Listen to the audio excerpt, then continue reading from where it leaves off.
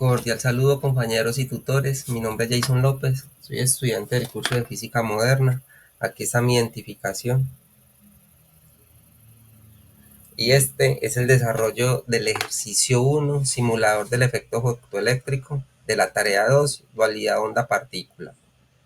El ejercicio dice lo siguiente: a partir del valor de la función trabajo para el material asignado, en mi caso fue el aluminio, determine la longitud de onda límite en nanómetros y la frecuencia umbral en terahertz, para lo cual el conductor libera electrones.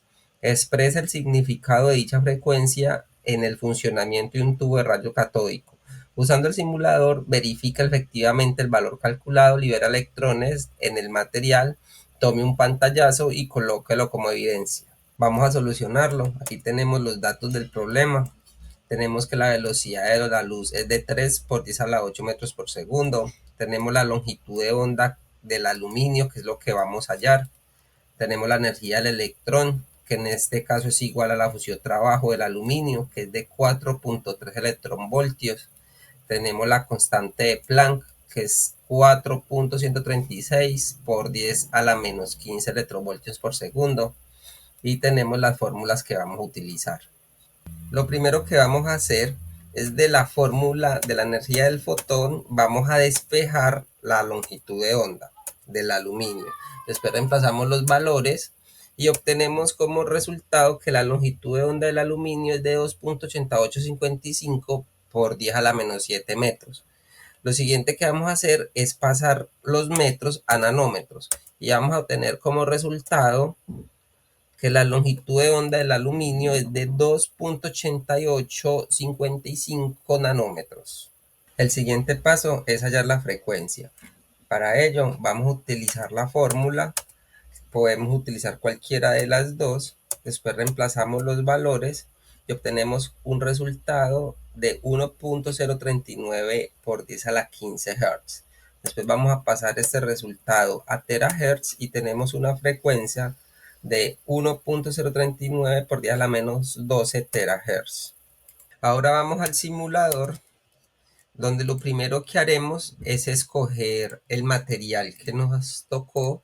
En este caso fue el aluminio. Le vamos a asignar una longitud de onda de 288 y vemos que ya hay desprendimiento de electrones.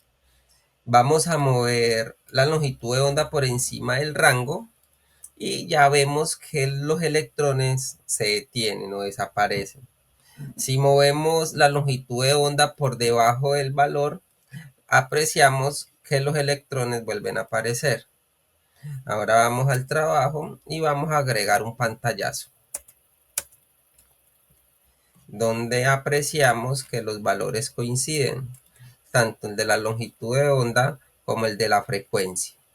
Entonces tenemos que la longitud de onda límite del aluminio es de 288 nanómetros y la frecuencia umbral del conductor para liberar electrones es de 1.04 por 10 a la 15 Hz.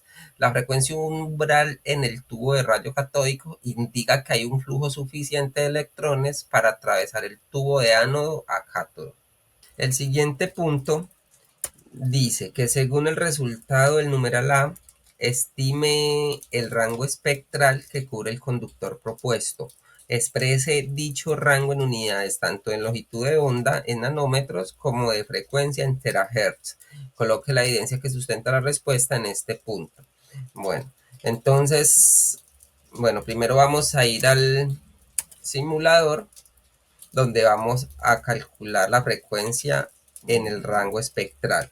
Entonces vamos al rango menor, que en este caso serían 200, donde tenemos una frecuencia en un rango de 200 de 1.50 por 10 a la 15 Hz. Y en el espectro mayor, que en este caso serían 800 nanómetros, vamos a tener una frecuencia de 3.75 por 10 a la 14 Hz. Vamos a mirar de forma matemática estos valores. Entonces tenemos la fórmula de la frecuencia. Vamos a despejar los valores y tenemos un resultado de 1.5 por 10 a la 15 Hz. Y pasamos esto a terahertz para tener un resultado de 1.50 por 10 a la 12 terahertz.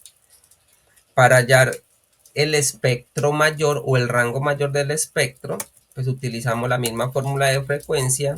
En este caso ubicamos el mayor espectro, en este caso son 800 nanómetros, y tenemos un resultado de 3.75 por 10 a la 14 Hz. Si pasamos esto a terahertz, tenemos un resultado de 3.75 por 10 a la 12 Hz. Si miramos la evidencia del simulador, vemos que los resultados coinciden, tanto en el menor como en el mayor espectro. El paso a seguir dice que elija un valor de longitud de onda para el cual el metal emite electrones y déjelo fijo en el simulador. ¿Qué ocurre con la corriente a medida que aumenta la intensidad de la luz? Entonces vamos a ir al simulador, vamos a colocar una longitud de onda de 250 nanómetros y vamos a observar el comportamiento de la corriente y la densidad del fotón. Entonces, al modificar la densidad del fotón, vemos que cuando la aumentamos, aumenta la corriente.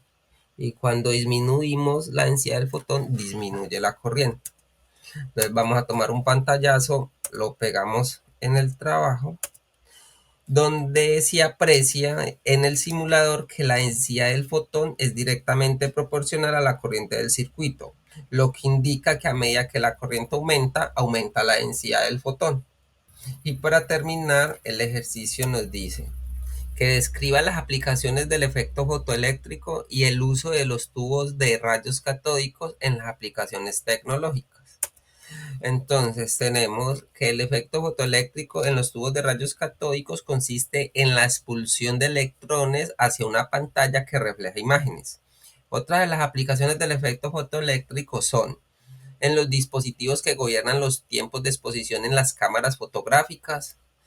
Estos son los encargados de detectar el movimiento en el alumbrado público y en regular el tóner en las fotocopiadoras. También se utiliza en las celdas solares y en los satélites y en las calculadoras, entre otros. Muchas gracias por la atención.